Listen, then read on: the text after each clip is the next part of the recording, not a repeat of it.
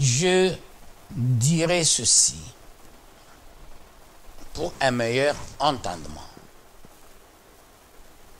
C'est aussi une évangélisation que je suis en train de faire. Ce que nous faisons, amen, nous évangélisons, amen, aussi. On ne peut pas être là tout simplement en train de condamner.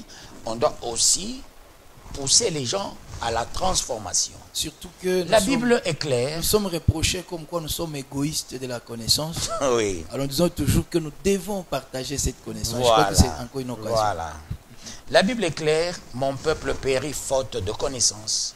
Puisque tu as rejeté ma connaissance, moi aussi je vais te rejeter. Ce sont les rejetés de Dieu qui se retrouvent dans ces groupes, des groupuscules, pensant que ces gens sont dans une église. Comment voulez-vous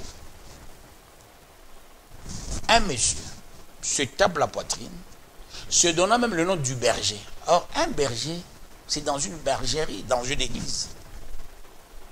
Le berger, c'est pour les fidèles. Mais tu vois, un berger qui est dans une mosaïque, c'est ça l'antichrist.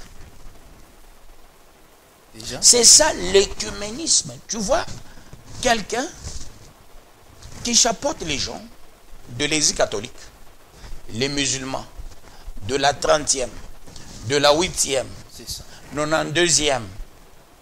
Mais c'est lui qui les chapeaute. Qui est-il? C'est un mercenaire. C'est ça son vrai nom.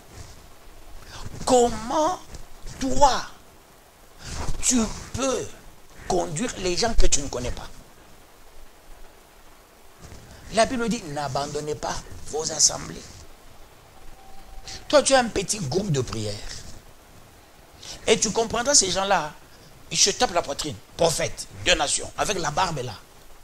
Une petite tête là, chauve, avec bretelles. Un peu des chaussures au talon, pointues, qu'on appelle crayon. Vous les voyez? J'en viens, je sais de quoi je parle. Moi, j'étais catholique. Un grand observateur. Hein? Un grand observateur. On voit tout ce qui se passe. Et tu entendras, maman telle a un don. Elle a commencé un groupe de prière. Un frère tel a un don. Non, le don, qui a géré ce don? Le don est géré par le pasteur dans une église. Le don ne peut pas se retrouver en dehors de l'église. C'est de l'équivocité. Quelqu'un qui a un don du Saint-Esprit, il faut qu'il soit conduit par un pasteur. Le bon berger connaît ses brebis. Comment puis-je gérer les gens qui ne sont pas de mon église? Dieu envoie les gens que moi je dois gérer. Mais toi tu gères les gens de l'église catholique. Les gens de télé. Tu vas leur donner quel enseignement? Mais tu vas former des rebelles. Ce sont des mercenaires qui font des histoires là. Et tu constateras, la plupart des gens finissent mal. Ceux qui commencent des groupes de prière, ils finissent toujours mal. Dans des petites groupuscules, là où les gens s'engrossent facilement, là où il y a la facilité d'avortement, là où on envoie les gens voler pour nourrir, soi-disant le petit berger avec des bretelles, barbu, un petit garçon qui vous passe là dans des maisons, des gens sans voix. Bonjour papa. Vous voyez, des gens qui ont un courage démoniaque, se faisant serviteur. Un jour, moi, j'avais reçu un monsieur chez moi à la maison, professeur d'anglais. Je dis, j'avais commis une erreur au collège Toutazami. On nous apprenait l'anglais. Moi, je n'aimais jamais l'anglais. Et à un moment donné, j'ai eu à regretter. Alors, j'ai engagé un monsieur. Il vient le premier jour, il m'enseigne. Le deuxième jour, il enseigne. Le troisième jour, je laisse dans mon bureau. Il a volé l'argent et il est parti. À cette époque, je n'avais pas de voiture. Je devais faire Lubumbashi. J'avais une invitation à une église à Lubumbashi. Donc, je me retrouve dans un bus. Le bus démarre, je vois un monsieur qui monte. Il entonne un cantique. Il prend. Je dis, mais c'est le monsieur. qui m'a fui avec mon argent. J'ai fait ça, viens un peu. Il est venu là où j'étais. Papa, s'il vous plaît, ne me trahis pas. Papa, ne me vends pas, s'il vous plaît.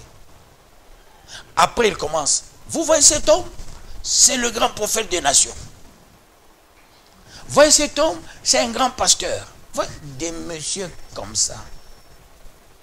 Et quand il est monté dans le bus, papa prophète, papa prophète, papa prophète. Vous savez, il y a les gens qui blaguent avec les choses de Dieu. Quand on n'a pas la vocation,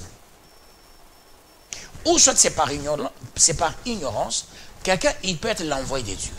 Mais Dieu aussi ne peut pas laisser son envoyé dans une ignorance criante. Non. Oui. Excuse, c'est justement ce que j'allais dire. Si nous devons nous mettre à leur place, oui, dans leur peau, qu'est-ce qui les motive à monter un soi-disant groupe de prière? Si nous devons, vous devez vous réfléchir pour chercher à savoir qu'est-ce qui les motive pour monter un tel groupe. Est-ce que c'est parce qu'il a vu ça quelque part ou qu'est-ce qu'il croit en train de faire? La plupart, c'est du sensationnel. Hein? C'est du sensationnel. La jeunesse. Imitation. Tel a commencé comme ça, je peux commencer aussi comme lui. Il y a des gens qui ont des grandes églises aujourd'hui. Oui. Ils ont commencé un groupe de prière. Oui. Mais ce sont des églises sans crainte de l'Éternel. Ce sont des églises sans valeur. Une église là où il y a 1000 personnes, 2000 personnes, mais il n'y a pas de crainte de l'Éternel. Malheureusement. Parce qu'ils ont mal commencé. Tu sais, une église, c'est le début. Ce n'est pas le milieu. Ce n'est pas la fin. Mais la fin justifie le moyen. Mais ce qui est vrai, le début, c'est la fondation. Tout ce qui est mal parti finira toujours mal. C'est là que tu verras. Il commence un groupe de prière qui s'est mu en une église. 2 ans, division. 3 ans, division. Le point, c'est lequel? Problème d'argent. On a mal commencé. Problème, non. Notre pasteur nous escroque, il bouffe seul, sans nous. Il y a des gens aujourd'hui qui se donnent le nom de pasteur, ils n'ont jamais été consacrés. Je le constate. J'ai baptisé beaucoup de pasteurs. Ils se sont fait pasteurs avant le baptême. Or, avant d'être pasteur, il faut être fidèle, baptisé. Mais quelqu'un, tu sais, quand on parle bien français, on peut lire la Bible, l'expliquer de sa manière. On commence un groupe de prière. Moi, je dirais ceci. Quelqu'un peut avoir un don, mais il faut qu'il se réfère toujours aux aînés. C'est que je viens de commencer. Ou avant de commencer quelque chose. Peut-être Dieu a parlé réellement, mais la personne est orgueilleuse. La personne ne veut pas se référer à. Mais si on se réfère à quelqu'un qui a la connaissance, quelqu'un qui veut commencer un groupe de prière, il me voit moi, je lui dirai ceci d'emblée. Monsieur, tu as une vocation. Commence déjà une église. Une église. J'ai déjà conseillé beaucoup d'hommes de Dieu. Au lieu de faire du n'importe quoi, commencer l'œuvre de Dieu. C'est ce que j'ai fait dans ma vie. Il y a ceux-là aujourd'hui qui sont en train de réussir. Ils ont reçu vraiment l'appel de Dieu. Ils ont reçu la vocation de Dieu. Mais il y a d'autres, la plupart, ce sont les gens qui ont échoué dans leur vie. Ils n'ont pas eu le boulot. Ils ont échoué dans le commerce. Ils ont échoué dans la vie réelle. Et après, ils se targuent le luxe de commencer une église.